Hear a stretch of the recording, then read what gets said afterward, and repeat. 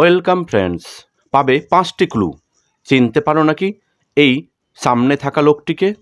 Clue number 1, ঊনবিংশ শতকের একজন বিশিষ্ট বাঙালি শিক্ষাবিদ, সমাজ সংস্কারক, সংস্কৃত পণ্ডিত, লেখক, শিক্ষাবিদ, জনহিতৈষী ও গদ্যকার ছিলেন।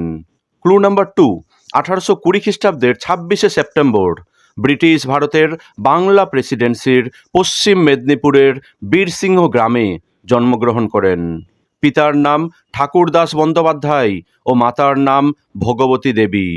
ক্লু নাম্বার 3, 1830 সালের পাঠশালার শিক্ষা সমাপ্ত করে উচ্চশিক্ষা লাভের জন্য পিতার সঙ্গে কলকাতায় আসেন।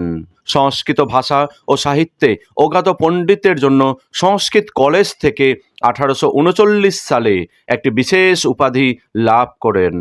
তিনি 35টি বালিকা বিদ্যালয় স্থাপন করেন, যেখানে প্রায় 1300 ছাত্রী পড়াশোনা করত।